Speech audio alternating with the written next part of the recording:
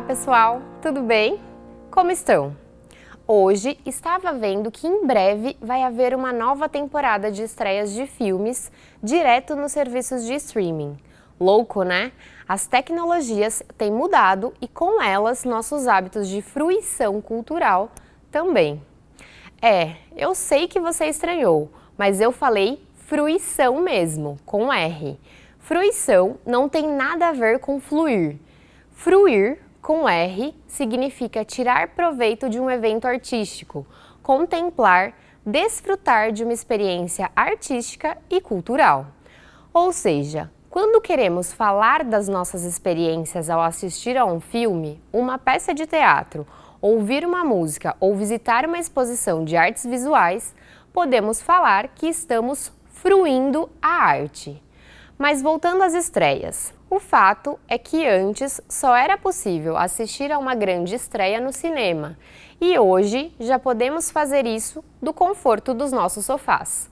E sabe por quê? Porque com o avanço da internet estamos vivendo uma nova onda de inovações que modificam de maneira bem significativa o que chamamos meios de comunicação.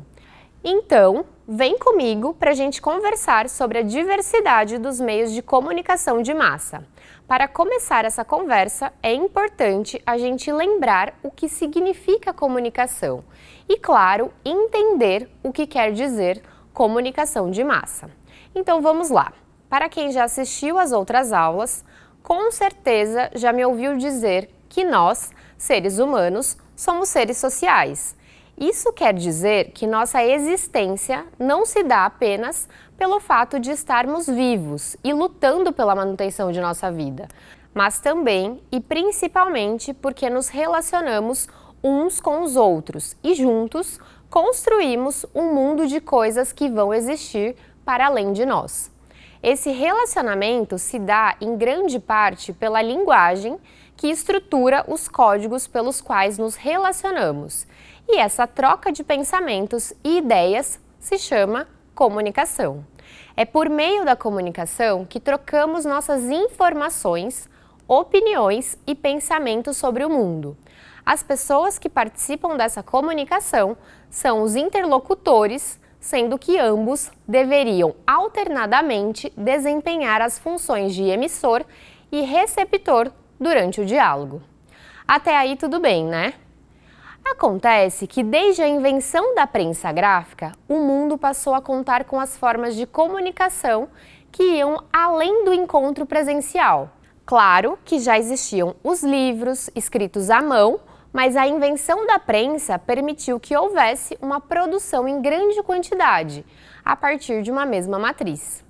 Naquele momento, por volta de 1450, as populações ainda não eram muito grandes, mas o mundo, pouco a pouco, foi se tornando cada vez mais populoso e o alcance dos novos meios de comunicação foi também aumentando.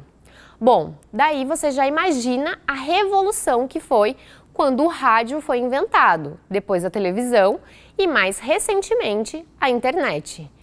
O avanço tecnológico permitiu que as informações chegassem a grandes massas, a ponto de hoje contarmos, como no meu exemplo do começo do vídeo, com filmes que estreiam para o mundo em plataformas de streaming.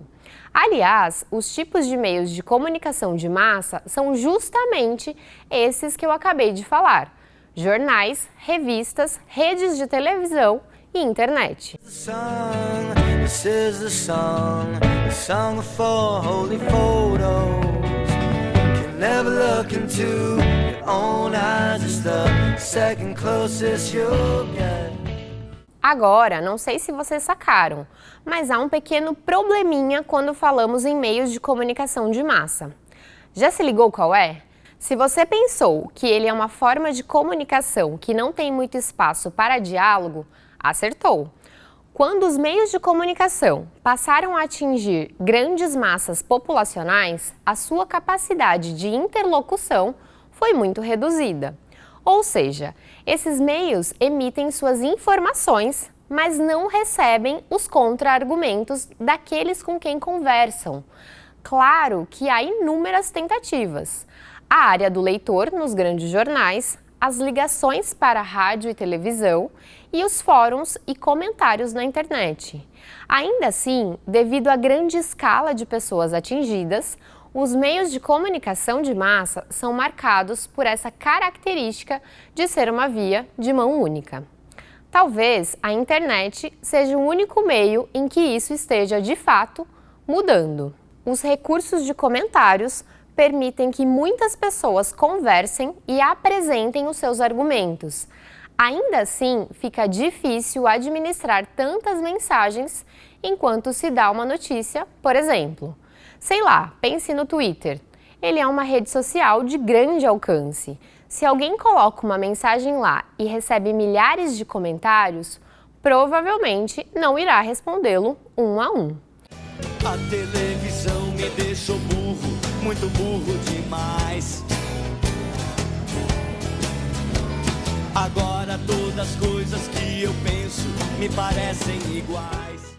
E tem outra questão e conceito que temos que pensar quando falamos em meios de comunicação de massa: a ideia de indústria cultural. Qual a característica da indústria? Uma produção em larga escala, certo? Pois bem, pensarmos em meios de comunicação de massa nos leva a pensar na intensa produção de informações e bens culturais que possam ser apresentados nesses meios, e essa produção tem que ser em larga escala. Por isso, falamos em indústria cultural, que trata-se de uma rede de produção de conteúdo que tem como foco atingir a um grande público e, por isso, pela larga escala de produção, não tem muito espaço para crítica e procura agradar ao maior número de pessoas. Daí decorre grande parte das críticas aos meios de comunicação de massa. Eles acabam produzindo e oferecendo informações, mas também bens culturais de rápido e fácil acesso, e aquele papo de fruição artística vai se tornando muito mais uma relação de consumo. Além disso, muito se tem discutido sobre a importância da imparcialidade nos meios de comunicação de massa, e muito já se avançou nesse aspecto. Por exemplo, na área do jornalismo, onde a imprensa cada vez mais busca imparcialidade e é cobrada por isso na transmissão da notícia. Já com relação à internet, a coisa fica mais difícil, já que as mensagens se disseminam rapidamente e não necessariamente são produzidas por grandes indústrias. As redes sociais são muito mais um meio de disseminação de mensagens do que propriamente de produção delas. Basta pensarmos nos canais do YouTube. Grandes YouTubers alcançaram sua fama e seus milhares de seguidores produzindo seus conteúdos de sua própria casa e não sendo funcionários do YouTube. No entanto, as políticas de uso desses meios de comunicação têm buscado minimamente controlar o conteúdo das publicações e evitar que mentiras e manipulações fossem disseminadas. Mas os meios de comunicação de massa não nos apresentam apenas as notícias. Além de informação, esses veículos de comunicação produzem entretenimento, e é aqui que vivemos um problema em que avançamos ainda muito pouco. Se no que se refere à informação e ao noticiário do mundo já conseguimos alcançar certa isenção desses veículos na reprodução de seus interesses, no mundo do entretenimento essas coisas são muito mais sutis. Elas dizem respeito a um outro conceito, o de representação cultural. O que é isso? É o modo como a indústria cultural e os meios de comunicação de massa representam a própria cultura do povo do qual fazem parte. E é aqui que mora o problema, pois as representações ainda não deram conta de sair de certo campo de interesses daqueles que produzem os conteúdos do entretenimento de massa. Vamos aos exemplos. Há pouco tempo atrás, surgiu uma super polêmica de uma novela de uma grande emissora em que a história se passava no Nordeste brasileiro. No entanto, a maior parte do elenco era branca, enquanto mais de 50% da população do Nordeste é negra. Outro exemplo: como são representadas as super-heroínas nas grandes produções de Hollywood? Estabelece-se um padrão de ser humano normal e a diversidade de pessoas muitas vezes não está representada. O mais maluco é que, em função do grande alcance desses meios de comunicação e da sua grande entrada em nossas casas por horas e horas a fio, por meios dos canais de televisão e das propagandas nos meios digitais, fomos assimilando esse padrão como normal e pouco estranhamos essa falta de diversidade. Mas nem tudo está perdido.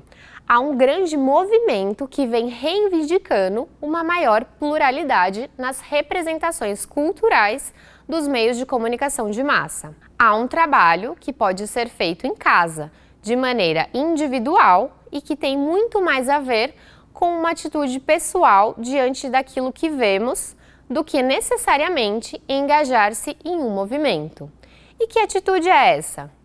O estranhamento e o pensamento crítico. Isso mesmo, o estranhamento. Trata-se de estranhar aquilo que vemos e ouvimos e não encarar o normal que os meios de comunicação de massa como algo natural. Quando a publicidade escolhe a família para vender sua marca de manteiga, vale a pena pensarmos: será que essa família que se apresenta é de fato um modelo? Será que não existem outros tipos de família que se comportam de outras formas? Quando vemos um conteúdo apresentado num canal do YouTube que fala sobre qualquer assunto, vale a pena estranhar e pensar: não seria esse apenas um ponto de vista sobre esse assunto? Quando ouvimos uma música que já chegou ao top 5 dos hits do momento, vale a pena estranhar e pensar: quantas outras manifestações artísticas e culturais não estão presentes nessa lista? É importante termos pensamento crítico e exercitarmos o estranhamento das coisas. Simplesmente isso, achemos estranho aquilo a que estamos expostos nas diferentes mídias sociais e veículos de comunicação, para compreender que o mundo é muito mais diverso e plural do que vemos em nossas telas. E é isso, pessoal. Um abraço e até a próxima!